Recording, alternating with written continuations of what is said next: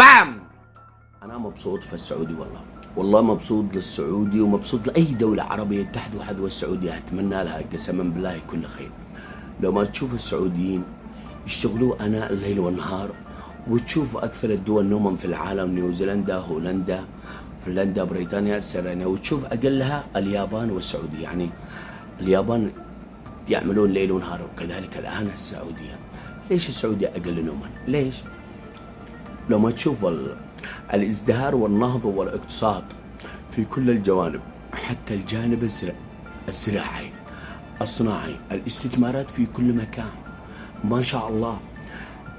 شوفوا نسبة البطالة في السعودية وصلت إلى 5%.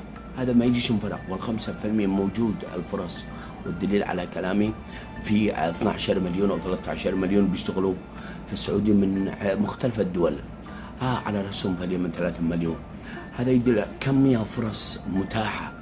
السعوديين يعملون آناء الليل والنهار، لا يكلون ولا يملون، زي نظام اندرويز، زي من هم، زي حبيبهم وقائدنا وقائد الأمة محمد بن سلمان، عند ما قال لترامب أنت محمد متى تنام. يعملون ليل ونهار، لا يكلون، عز ما شاء الله ما شاء الله، الله يزيدكم من عنده عز. الأمن السبراني، الذكاء الاصطناعي، مهتمين في التقنية بشكل فظيع. صادرات السعودية صارت بشكل كبير. السعودية ما عادهاش في الماضي عن نفط وما نفط، لا، الماضي هذا صارت آخر ورقة، مهتمين بالأشياء الثانية.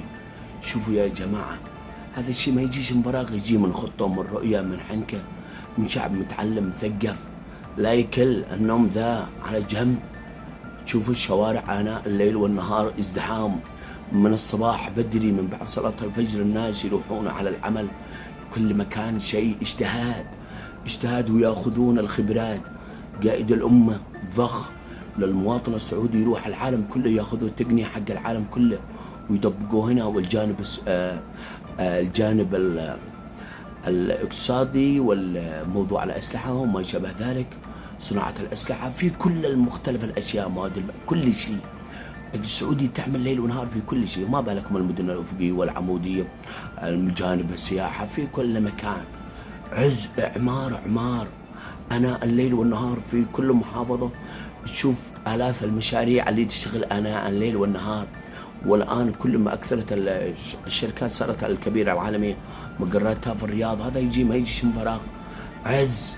عز يعملون لأولادهم والأجيال اللي بعدهم عز. هذا الشيء ما يجي من فراغ. المهم هذا بحنكة قائد الأمة محمد بن سلمان. أرقام قياسية السعودية، والسعودي قاره ما شاء الله.